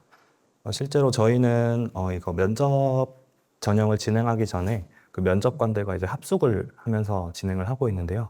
그 합숙 과정에서 이제 핸드폰도 다 뺐고 TV선도 다 뽑아놓습니다. 그래서 그분들이 볼 수 있는 거는 오로지 여러분들의 자기소개서밖에 없어요. 그래서 그 오랜 기간 동안 그 자기소개서를 거의 분해하듯이 뜯어보고 있으니까 여러분들도 그 정도 수준으로 자기소개서를 본인 스스로 먼저 잘 이해하고 있는 게 좋을 것 같습니다. 그리고 두 번째는 너무나도 당연한 내용인데 절대 표절하시면 안 됩니다. 저희 공사나 다른 공공기관이나 일반 사기업도 요즘에는 기술이 너무 발전해가지고 AI 통해서 그런 표절률 검사를 다 하고 있고요. 그리고 요새는 또 그 챗GPT 유명하잖아요. 챗GPT를 활용한 그런 자기소개서 같은 경우도 조금 걸러내 보기 위해서 챗GPT 답변 유사도 같은 것도 다 보고 있으니까 반드시 그런 좀 기술에 의존하지 않고 스스로 작성을 해보시는 게 좋을 것 같습니다. 그리고 공사에 대한 관심도를 적극적으로 표현하는 건 너무나도 당연한 거겠죠. 아까 면접이나 자기소개서 항목에서 보실 수 있었다시피 그 항목들 중에 이제 공사 사업과 관련된 게 반드시 포함되게 돼 있거든요. 그래서 여기 아래 보시면 저희 공사 홈페이지 내에 보도 자료를 다 이렇게 업로드를 하고 있어요. 그래서 지원자분들이 굳이 네이버 뉴스나 이런 데 필요 없이 공사 홈페이지에서 요즘에 저희 공사에서 추진하고 있는 신규 사업이나 이슈가 되고 있는 내용들을 다 정리해서 기사로 올려드리고 있으니까 이런 것도 한번 참고해 보시면 좋을 것 같고, 또 오늘 이 강의를 좀 준비해 주신 주택금융연구원에서 따로 홈페이지를 또 운영을 하고 있거든요. 여기 홈페이지에 들어가 보면 뭐 통합보고서나 연구보고서 관련된 조금 내용은 어렵지만 그런 보고서들도 있으니까 혹시 필요하시면 여기 다운받아서 참고를 해보시면 좋을 것 같고요. 그리고 저희 공사도 다른 기관들처럼 유튜브 채널도 다 운영을 하고 있습니다. 그래서 유튜브 채널에 들어가 보시면 딱딱한 이런 사업 구조 같은 거를 조금 더 부드럽고 쉽게 설명하는 그런 컨텐츠들도 있고 저처럼 채용팀에서 근무하고 있는 직원들의 뭐 꿀팁이나 아니면 최근 들어오신 입사자분들의 뭐 합격 수기 같은 컨텐츠들 다양하게 있으니까 취업 준비하시면서 좀 머리 아프고 그럴 때 한 번씩 가볍게 봐주시면 좋을 것 같습니다. 그리고 필기 전형에 관련해서 말씀을 드리면 저희뿐만 아니라 모든 공공기관 채용에서 이제 가장 많은 탈락자가 발생하는 그런 전형이라고 보시면 될 것 같습니다. 사실 그 지원하시는 분들이 아무리 좋은 스펙이 있고 아무리 대단한 경험이 있어도 결국 필기 시험을 통과를 못하면 그거를 면접관들한테 보여줄 기회조차 없습니다. 그래서 어떻게 보면 취업을 먼저 한 조금 인생 선배로서 그런 공공기관 취업을 준비하신다면 그런 취업 준비 과정에 대부분의 이제 시간을 필기시험 준비에 조금 투입을 하시는 게 좋을 것 같습니다. 그리고 두 번째로 좀 시간 여유가 된다면 난이도를 좀 높여서 보수적으로 준비하시는 거를 저는 추천드립니다. 사실 저도 그랬었고 여기 계신 모든 분들도 그렇고 자기가 원하는 회사 한 곳만 지원하시는 건 절대 아닐 거예요. 요즘 같은 취업난이 심할 때는 최대한 그런 기회를 많이 늘려야 되고 그러려면 되게 다양한 이제 회사들의 지원을 해야 되는데 그 회사들마다 또 똑같은 기준으로 문제를 출제하지 않거든요. 그래서 최대한 좀 어려운 방식으로 좀 보수적으로 공부를 하게 되면 뭐 저희 같은 금융 공공기관부터 시작해서 뭐 일반적인 그런 기업들까지 모두 포괄해서 준비를 할 수 있기 때문에 본인의 그런 시간 여유를 따져보시고 조금 보수적으로 공부를 해보시면 좋을 것 같습니다. 그리고 면접 같은 경우에 이제 PT 면접에서 저희가 사실 2021년도까지는 그 필기 시험에 객관식 말고 논술하고 약술 시험도 출제를 했었습니다. 근데 현재는 폐지돼서 없지만 이제 PT 면접에 가면 결국 그분들이 물어보는 게 이제 자기가 지원한 전공과 관련된 걸 물어보거든요. 그래서 필기 전형 그 공부를 하실 때 단순히 그런 객관식 답만 찾아가는 그런 식으로 공부를 하지 말고 그런 지문이 없는 상태에서 남한테 조금 설명할 수 있을 정도로 그 풀이 과정을 적어낼 수 있을 정도로 공부를 해보시면 조금 자연스럽게 PT 면접을 대비를 할 수 있을 것 같습니다. 이게 뭐 별거 아닌 것 같지만 뭐 예를 들어 재무관리 뭐 2점짜리 문제 이런 거 누구나 다 풀 수 있는데 그거를 저처럼 이렇게 앞에 서서 뭐 한 4명 정도 되는 면접관 앞에서 아무것도 없이 발표한다는 게 절대 쉬운 일이 아니거든요. 그래서 평소에 좀 준비를 하실 때 시간이 걸리고 좀 어려우실 수도 있겠지만 이런 방식으로 조금 필기 시험을 준비하시는 게 면접까지 같이 동시에 준비할 수 있는 좋은 방법이 될 것 같습니다. 그리고 저희 면접 볼 때 화이트보드를 제공을 해드리는데요. 요거는 반드시 엄청 자신 있을 때만 사용하셔야 됩니다. 이제 화이트보드에 괜히 작성을 했다가 면접관들한테 잘못된 정보를 줄 수도 있고 또 손이 굉장히 떨려요. 긴장이 되면. 저도 그렇거든요. 지금도 그렇습니다. 그래서 그렇게 좀 장점도 있지만 좀 양날의 검으로 작용을 할 수 있기 때문에 정말 자신이 있는 게 아니면 사용을 안 하시는 게 오히려 더 나을 수도 있다는 생각이 듭니다. 그리고 심층 면접 같은 경우에는 역시나 이제 입사지원서 기반으로 출제가 되기 때문에 면접관들보다 본인이 자기소개서를 더 잘 알고 있어야 됩니다. 그래서 그걸 보시면서 면접관들이 이 내용 중에 어떤 거를 궁금해할까 이런 거를 스스로 한번 잘 살펴보는 과정을 거치시면 좋을 것 같고 또 우리 공사의 뭐 사업이나 뭐 조직 관련된 공부는 필수적입니다. 이런 공사에 대해서 공부를 할 때 가장 좋은 거는 직접 그 조직에 속해서 일해보는 게 제일 좋을 것 같습니다. 그래서 이제 잠깐 중간에 저희 공사 이제 인턴 제도 관련해서 좀 소개를 드리고자 합니다.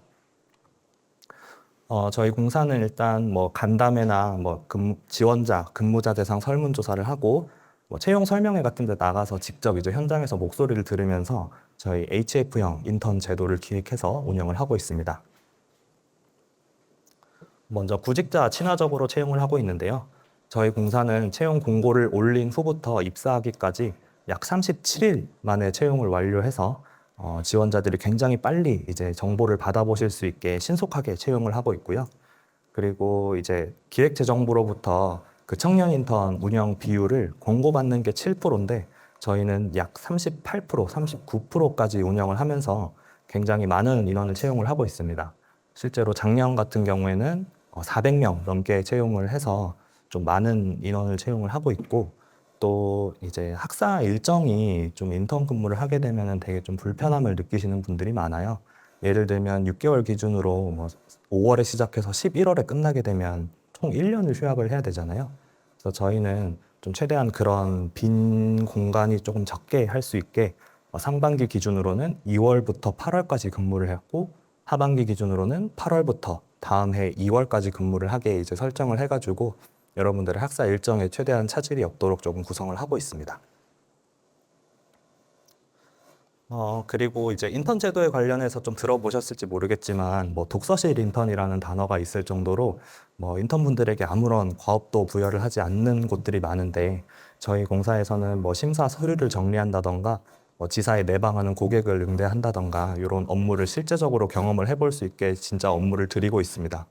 그래서 사실 뭐 인턴계 뭐 죽음공이라고 그런 소문이 있을 정도인데, 사실 제가 취업 준비생으로 돌아갔을 때라고 생각을 해보면 그냥 단순하게 앉혀놓고 돈만 주는 자리보다는 좀 바쁘고 힘들더라도 실제로 업무를 주는 회사에서 일을 해보고 싶거든요. 그래서 이런 점도 참고를 해보시면 좋을 것 같고, 그런 실무뿐만 아니라 뭐 저희 공사에 그 사이버 연수원 계정을 제공을 해준다든지, 뭐 직원을 이제 멘토로 설정해서 멘토링을 한다든지 이런 과정도 다 같이 운영을 하고 있습니다. 그리고 이제 단순히 돈만 받고 끝나는 게 아니라 저희는 우수 인턴을 선정해서 이런 평정 과정을 다 거치고 있습니다. 뭐 관리자 평가, 같이 있는 팀원들 평가, 그리고 연수 평가까지 종합해서 조금 합리적인 평가 체계를 갖추고 있고, 이런 평가 체계를 통해서 우수 인턴을 선발하고 말씀드린 것처럼 그 우수 인턴에게는 가점을 부여하고 있습니다. 여기 나오시는 분은 저보다 한 기수 후배이신 분인데 그 실제로 이제 우수 인턴으로 선발이 되고 그 다음 해 바로 종합직으로 입사를 하신 분이거든요.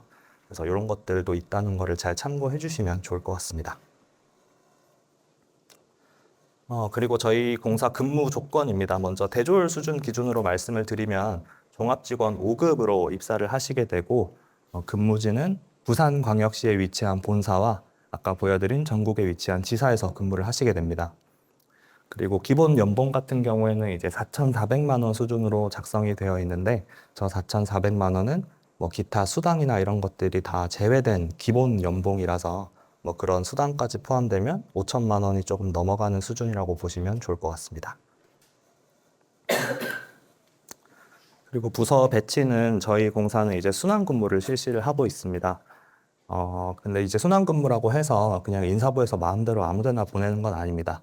물론 모두의 수요를 이제 충족시켜 드릴 수는 없지만, 그래도 그런 인사 배치를 하기 전에 자기 신고서라는 거를 운영을 해서 직원분들이 총 7개 뭐 부서나 지역을 선택할 수 있게 선택지를 드리고, 또 가지고 있는 개인 고충이나 뭐 이런 것들도 같이 취합을 하고 있고, 실제로 제가 지금 채용팀에서 근무를 하고 있는데 작년까지는 이제 인사팀에서 근무를 했었거든요.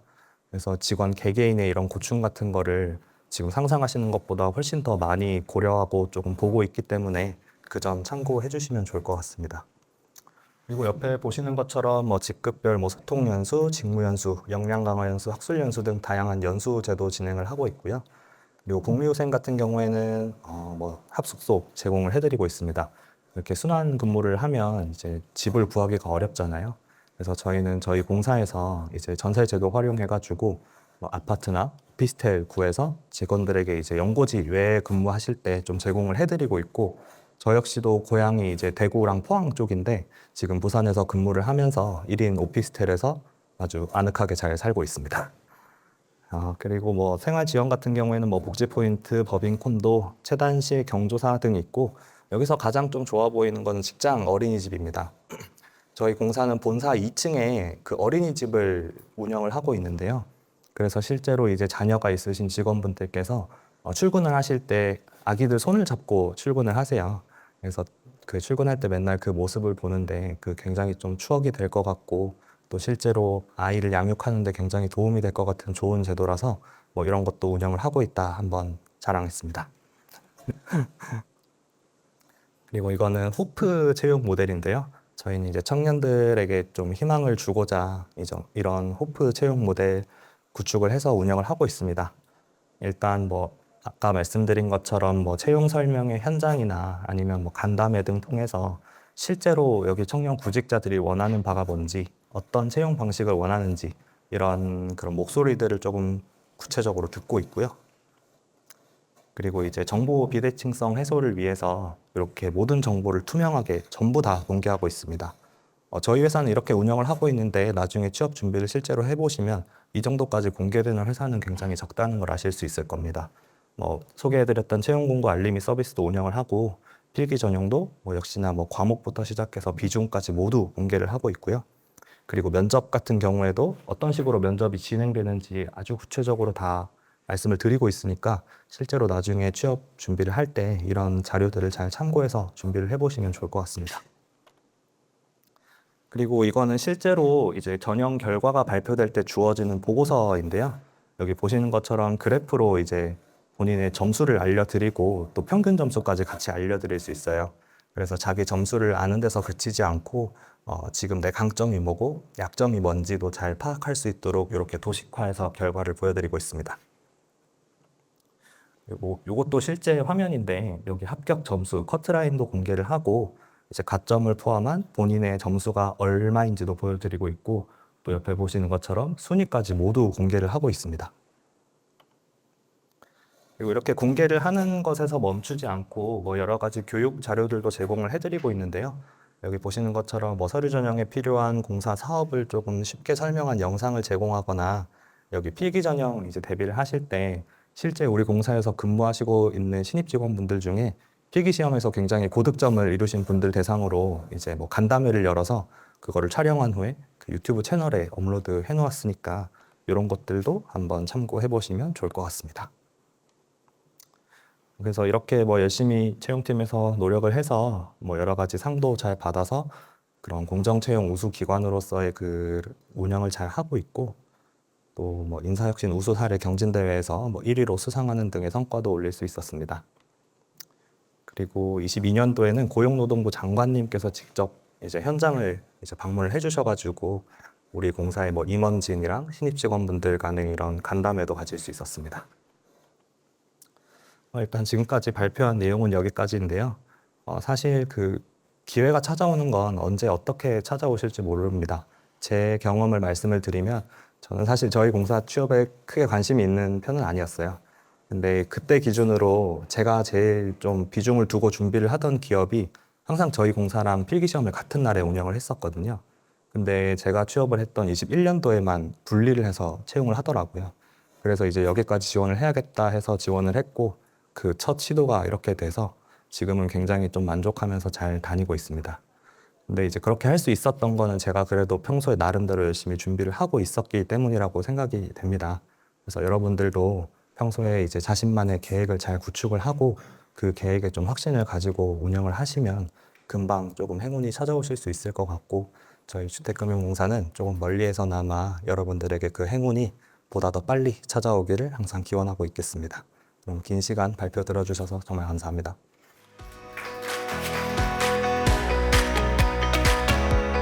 네, 안녕하세요. 저는 한국주택금융공사에 재직 중인 김용수 대리라고 합니다. 네, 지금부터 재밌지의 합격 수기 발표를 진행해 보도록 하겠습니다. 저는 22년 12월에 이제 입사를 했고요. 2년 동안 이제 인천지사에서 근무를 하다가 지금 현재 부산에 있는 본사 유동화 자산부라는 부서에서 일을 하고 있습니다. 유동화 자산부 업무를 간단히 말씀드리자면 아까 전에도 들으셨겠지만은 저희 주택금융공사의 고유한 업무인 MBS 발행이 있잖아요. 그 발행에 있어서 기초 자산이 되는 주택 저당 채권의 건전성을 유지하고 관리하는 부서라고 할 수 있는데요. 요거를 조금 더 쉽게 말씀드리면은 주택 저당 채권이 말 그대로 담보 대출이니까 그 대출의 이제 연체 관리라던가 특약 위반 여부 점검 아니면 그거랑 사후 관리랑 관련된 규정 재개정 요런 일의 업무를 한다고 말씀드릴 수 있겠습니다. 그럼 다시 돌아와서 저는 경제학부를 전공했고 그래서 경제 직렬로 입사 지원을 했습니다. 그렇기 때문에 합격 수기도 경제 직렬로서의 도움이 되는 준비 방법에 대해서 말씀드려보고자 합니다. 진행 순서는 필기 전형, 면접 전형, 그리고 이제 마지막으로 제가 취준하면서 가졌던 마음가짐 순서로 진행을 해보도록 하겠습니다. 먼저 제가 준비했던 필기 전형 공부 방법에 대해서 말씀드리겠습니다. 개인적으로 저는 경제직렬 필기 공부는 미거시 경제학의 80% 이상이라고 생각하고요. 그 미거시 경제학의 개념적인 기초가 되게 중요하다고 생각을 했었습니다. 그래서 저는 행시 경제학 강의를 좀 들으면서 2개월 동안 개념 공부를 했었는데 대학교에서 수업을 혹시 경제학 수업을 들으셨거나 아니면 혼자서 책으로 공부를 하셨더라도 개인적으로는 이렇게 강의를 듣고 개념 공부를 좀 해보시면 좋다고 저는 생각을 했습니다. 왜냐하면은 대학교에서는 교수님들이 시간이 없어서 모든 파트를 다 가르쳐 주시지 못하고요. 그리고 혼자서 아무리 공부를 했다고 하더라도 전문 강사가 가르쳐 주는 것과 혼자서 스스로 터득하는 것에 있어서는 지식의 깊이가 다르기 때문입니다. 그리고 무엇보다 이제 필기 시험에서 예상치 못한 유형의 문제가 나왔을 때 개념으로 접근을 해야 하기 때문에 저는 이런 개념이 중요하다고 생각을 합니다. 그리고 이렇게 개념 암기가 끝난 후에는 저는 문제에 집중을 했는데요. 저는 사실 주관식을 위주로 공부를 하긴 했습니다. 현재 주택금융공사 필기시험은 객관식인 걸로 알고 있는데요. 사실 앞서 대리님께서 말씀해 주신 대로 이 기관만 지원을 하는 것도 아니기도 하고 그리고 이제 난이도를 높여서 공부하면 상당히 많은 도움이 되기 때문에 저는 주관식을 위주로 공부를 했었습니다.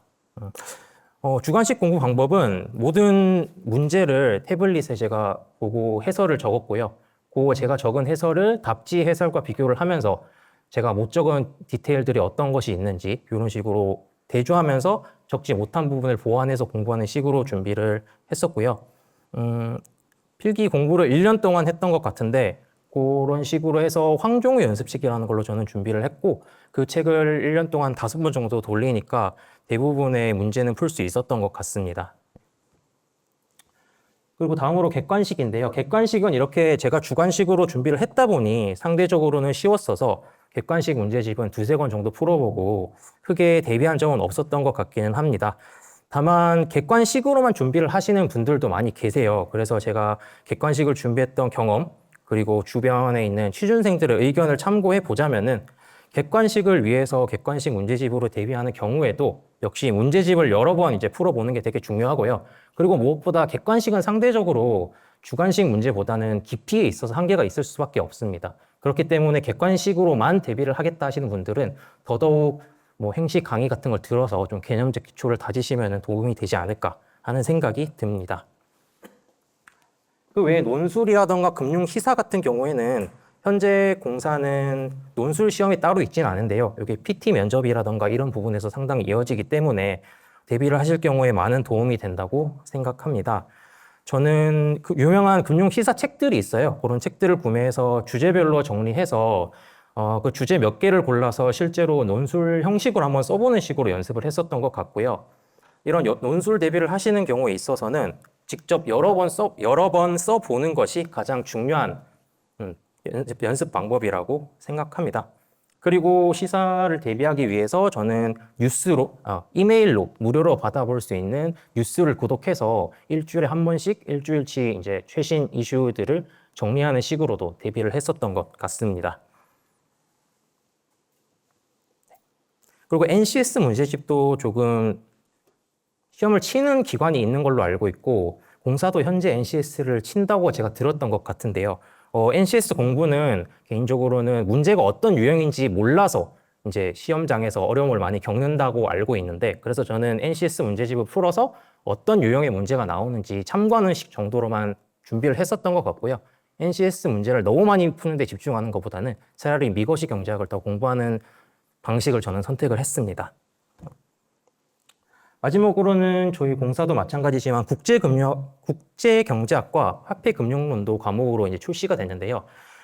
미거시 경제학에 비하면 확실히 비중은 적지만 결국 이 두 가지 과목도 미거시 경제학에서 파생되는 과목이기 때문에 이 과목도 따로 공부해 놓으면 도움이 많이 되는 것 같습니다. 다음으로는 면접 전형 준비 방법인데요. 아까도 들으셨겠지만 제가 지원을 했을 때는 면접이 보시는 바와 세 가지, PT 면접, 심층 면접, 토론 면접으로 이루어져 있었어요. 그런데 현재는 토론 면접은 없는 것으로 알고 있고, 따라서 PT 면접과 심층 면접 두 가지를 한번 말씀을 드려보도록 하겠습니다.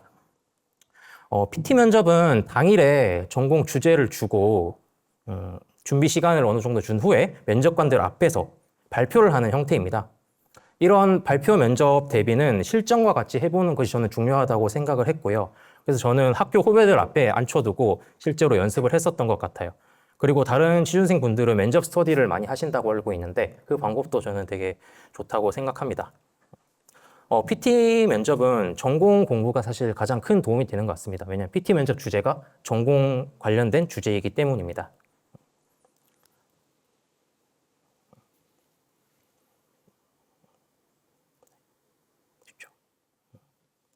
다음으로는 심층 면접에 대해서 한번 이야기해 보도록 하겠습니다. 심층 면접은 입사 지원서를 기반으로 면접관들이 질문을 하고 그에 대한 답변을 하는 형태인데요. 그렇기 때문에 입사 지원서를 잘 쓴 만큼 빛을 발할 수도 있는 부분입니다. 그러려면 당연히 자기소개서의 내용을 잘 알고 있어야 하고요. 자기소개서를 잘 알기 위해서는 채용 공고가 떴을 때 급하게 지원서를 쓰지 말고 미리 써놓고 중간에 이제 자주 읽고 수정하는 식으로 보완을 하는 경우에 자기 입사 지원서에 대해서 더 잘 알 수 있게 되지 않나 하는 생각이 듭니다. 그리고 이런 심층 면접에서는 지원서에 있는 내용 외에도 공사 상품이라던가 금융 지식이라던가 시사 등등 다양한 주제로 질문이 들어오기 때문에 모든 방향에서 저는 최대한 많은 예상 질문과 그에 대한 답변을 준비하는 식으로 대비를 했었던 것 같고요. 그리고 모든 예상 질문에 대한 답변을 달고 그 답변에 대한 꼬리 질문도 있다고 생각을 해서 저는 그 답변에 대한 꼬리 질문도 여러 가지 대비를 해봤었던 것 같습니다. 그리고 당연히 이런 심층 면접도 모의 면접도 많이 진행했던 것 같습니다. 토론 면접은 현재 진행하고 있지 않기 때문에 생략하도록 하겠습니다. 네, 마지막으로 제가 취준하면서 가졌던 그리고 후배들한테 해주었던 저의 마음가짐에 대해서 말씀드리고자 하는데요. 요건 사실 개인의 사정에 따라 다를 수도 있기 때문에 본인의 상황에 맞게 판단하고 받아들여 주셨으면 좋겠습니다. 첫째로 가장 중요한 거는 규칙적인 생활인데요. 저를 예시로 들면은 일요일 빼고 6일 동안 하루에 8시간 정도 공부를 한 것 같고요. 1년 동안 한 것 같아요. 그리고 그 시간 동안에는 그 공부하는 시간 동안에는 루즈하지 않게 공부 시간 그리고 공부 양을 계획을 세우고 꼭 지키려고 노력을 했었던 것 같습니다. 근데 이 공부 시간은 개인적인 능력과 집중력에 따라서 달라지는 것이기 때문에 이건 개인적인 상황에 맞게 능력에 따라 정하되 그 정한 걸 꼭 지키는 게 가장 중요하다고 저는 생각을 합니다. 둘째로는 공부 시간을 지킨 후에는 저는 합법적으로 놀자라는 거였는데요. 왜냐하면 취준은 길고 입사 지원 후에도 금융공공기관 같은 경우에는 최종 발표까지 이제 수개월이 걸려요. 그렇기 때문에 지칠 수 있는 싸움이거든요. 그래서 스트레스 해소라던가 휴식을 해야지만 꾸준히 공부를 할 수 있다고 생각을 했고요.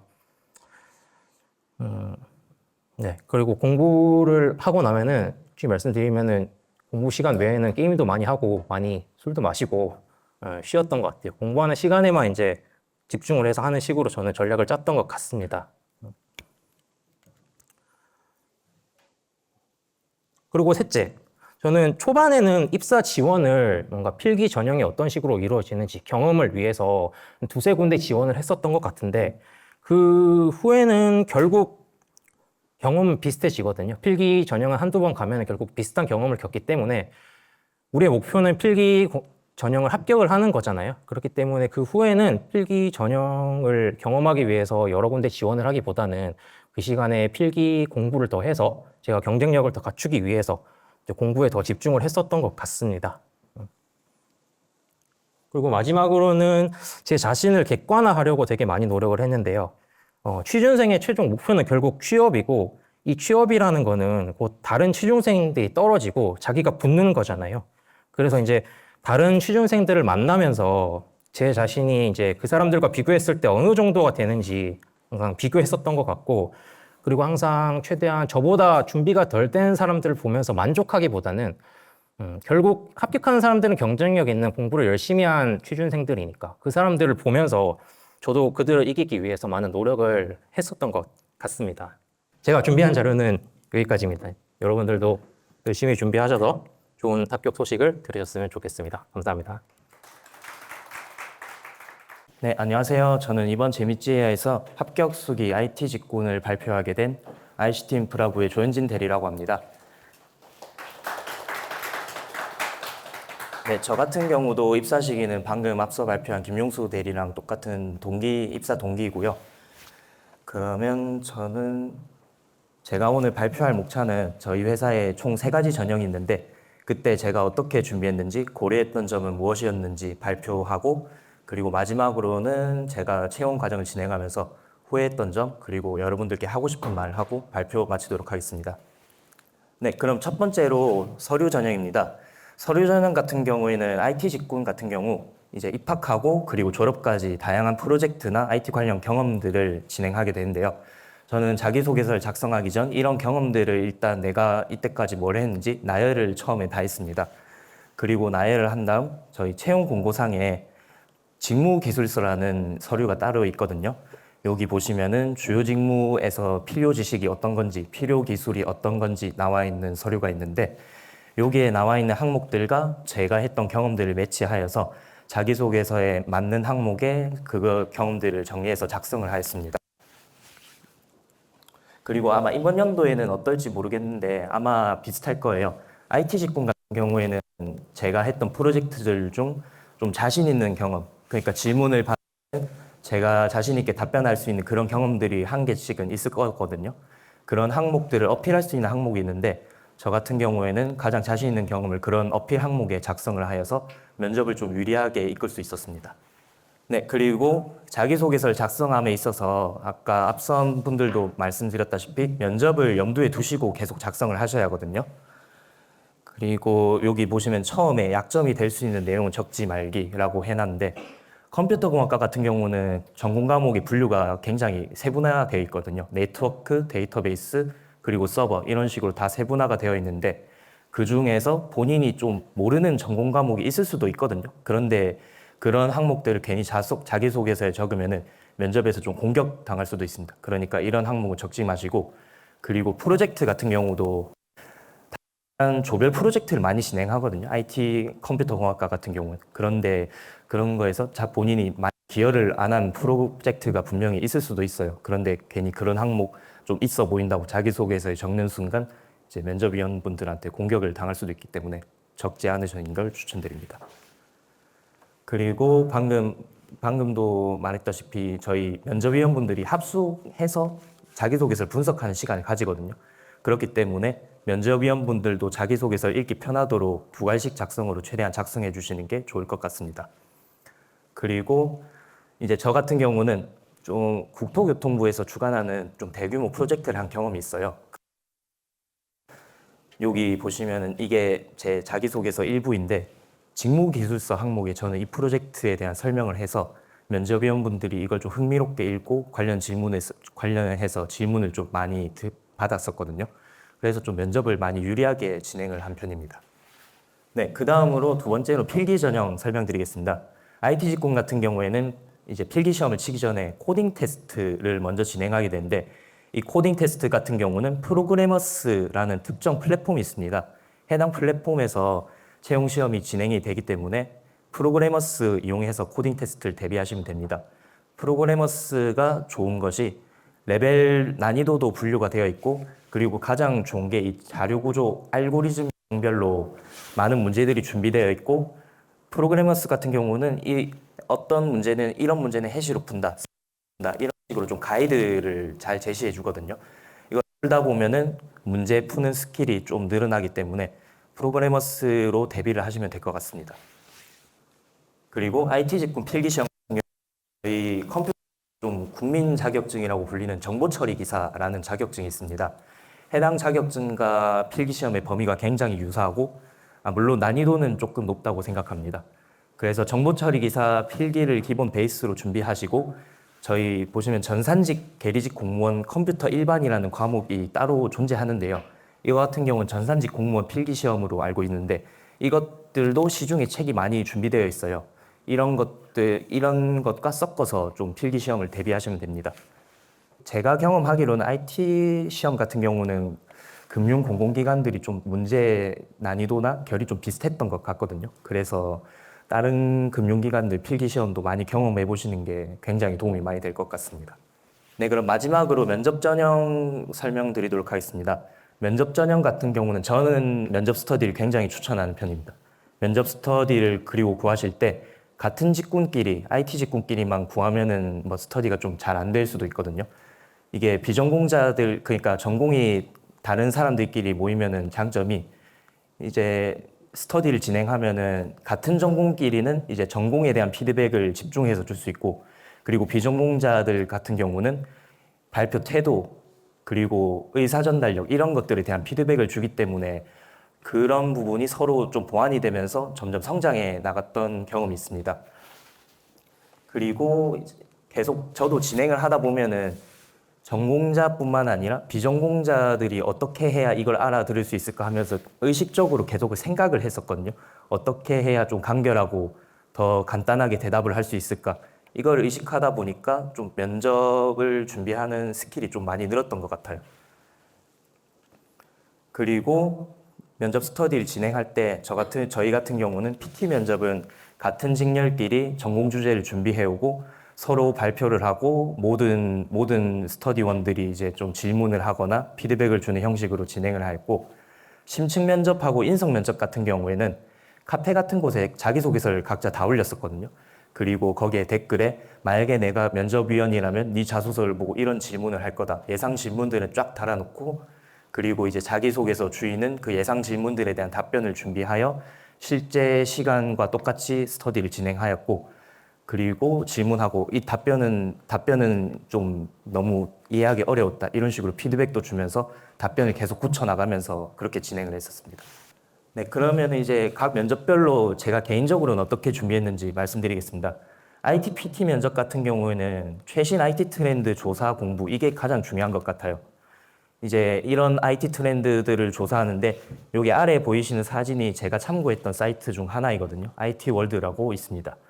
그리고 이렇게 조사된 IT 트렌드들을 공사 또는 금융권에 어떻게 적용하면 좋을지 계속 고민하면서 질문도 만들고 답변을 만드는 식으로 준비를 했었습니다.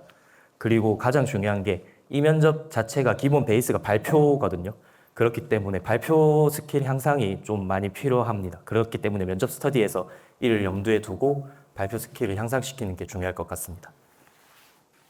네, 그리고 심층 면접입니다. 심층 면접 같은 경우에는 IT 같은 경우는 일단 자기소개서에 적었던 경험들을 기술 스택은 내가 뭘 썼는지 이런 식으로 전공 쪽으로 정리를 해두시는 게 좋아요. 그리고 이제 방금 스터디에서 진행했던 것처럼 예상 질문은 어떤 게 나올 것이고 답변은 어떨 것인지 이런 식으로 계속 좀 답변을 가다듬는 연습을 하셔야 할 것 같아요. 그리고 심층 면접의 경우는 전공 질문 위주니까 기술 스택 정리가 굉장히 필수라고 생각합니다. 그리고 이제 제가 방금 서류 전형에서 약점을 왜 적지 말라 했냐면은 제가 다른 공공기관 면접을 보면서 겪었던 건데 다대다 면접이었거든요. 다른 면접자가 좀 자기가 하지도 않은 프로젝트 괜히 적었다가 면접위원들한테 그 프로젝트 관련해서 질문 계속 받고 멘탈 털린 채로 나갔었거든요. 그렇기 때문에 약점 같은 거는 되도록이면 자기소개서에 적지 마시고, 만약에 불가피하게 적었다 그러면은 주변 지인이나 검색을 해서라도 그 약점에 대해서 완벽하게 대비를 하고 면접 준비하시는 게 좋을 것 같습니다. 네, 마지막으로 인성 면접입니다. 인성 면접 같은 경우에는 저희 공사 자기소개서 항목 보면은 딱 봐도 그 인재사항이나 인성하고 연관되어 있는 항목들이 딱 보이거든요. 일단 그 항목에 내가 뭘 적었는지 집중적으로 분석하고 다른 자기소개서 항목들도 다 분석을 합니다. 그리고 인성 면접 같은 경우에는 제 기억으로는 100% 자기소개서 기반은 아니었거든요. 그냥 면접위원분들이 하고 싶은 질문도 하는 경우가 있었기 때문에 기본 인성 관련 질문이 나왔을 때 내가 답변을 어떻게 할지 이런 것도 다 대비를 해두셔야 합니다. 뭐 야근할 때, 야근이 많을 때 나는 어떤 스탠스를 취할 거냐, 아니면 뭐 나의 강점은 뭐냐, 이런 기본적인 인성 질문 대비해 두시는 게 중요하고, 그리고 인성 면접 같은 경우에는 저희 회사에서 좀 직급 높으신 분들 그리고 외부에서 위원분들이 오시는 경우가 있어요. 그렇기 때문에 이분들한테 의사 표현을 제대로 하려면은 두 가지씩 답변이 솔직히 패시브라고 생각하거든요. 왜냐하면 그분들은 핵심만 듣고 이해하는 게 좀 편하신 분들이어서 두 가지씩 답변을 하는 연습을 좀 하시는 게 좋습니다. 그리고 아마 저희 회사 인성 면접이 가을이나 겨울에 진행이 될 건데 감기 꼭 조심하셔야 합니다. 목 상태가 면접에 많이 영향을 미칩니다. 네, 그럼 마지막으로 제가 하고 싶은 말씀 드리고 발표 마치도록 하겠습니다. 일단 좀 가장 중요한 게 필기 시험이나 면접 같은 매 전형 끝나고 나서 뭐 부모님한테 나 시험 오늘 너무 잘 봤다 이런 식으로 전화하기 전에 복기부터 먼저 하세요. 복기부터 먼저 해야 다른 회사 지원할 때도 이게 피드백 도움이 되고, 그리고 뭐 시간이 지나면 지날수록 내가 필기시험에서 뭐 했는지 면접위원들 표정은 어땠는지 이런 거 다 기억이 안 나거든요. 그러니까 끝나자마자 복귀하시는 거 추천드립니다. 그리고 당연히 이제 하기 싫은 날은 그냥 집에 가서 뭐 컴퓨터 게임을 하든 뭐 술을 마시든 그냥 그런 식으로 하시는 게 좋아요. 하기 싫은 날은 뭘 해도 안 됩니다. 그리고 이제 다른 지원자들과 비교해서 내가 좀 잘하는 것 같다, 아니면은 뭐 저 사람은 너무 잘하는데 내 같은 사람이 합격할 수 있을까? 이런 식으로 남과 비교하지 말고, 그리고 동기부여는 각자 다 다를 수도 있는데 저 같은 경우는 이제 제가 여기 회사에 합격하면은 어떤 모습일까? 부모님 얼마나 좋아할까? 이런 좀 기초적인 거에 동기를 많이 받았어요. 그렇기 때문에 그런 간단한 동기로도 좀 많이 열심히 했거든요. 그리고 실제로 합격하니까 기분이 좀 째졌습니다. 그리고 커뮤니티에 휘둘리지 말기. 이거 좀 개인별로 느낄 수 있게 다를 수도 있는데, 이제 자소설닷컴 같은 데 보면은 필기 시험 끝나고 나면은 무조건 와 이번 시험 너무 쉬웠다, 뭐 평균 90점 나오겠다, 이런 사람들 진짜 많거든요. 근데 그런 사람들이 지금 합격하고 와서 느낀 게 다 허수더라고요. 왜냐하면 제가 그때 그런 반응을 보고 좀 많이 멘탈이 꺾인 때도 있었는데, 그렇기 때문에 이런 거 괜히 커뮤니티에 휘둘리지 마시는 걸 추천드립니다.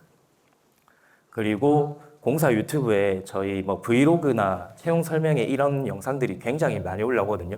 근데 제가 최근에 올라온 영상들을 봐도 와 이거 진짜 취업에 좀 많은 도움이 되겠다 싶은 그런 꿀팁들이 좀 많이 숨어 있거든요. 그렇기 때문에 저는 공사 유튜브를 좀 많이 보시는 걸 추천드리겠습니다. 네, 그럼 제가 준비한 발표는 이게 끝이고요. 여러분들도 좀 준비 열심히 하셔서 좋은 결과 있으셨으면 좋겠습니다.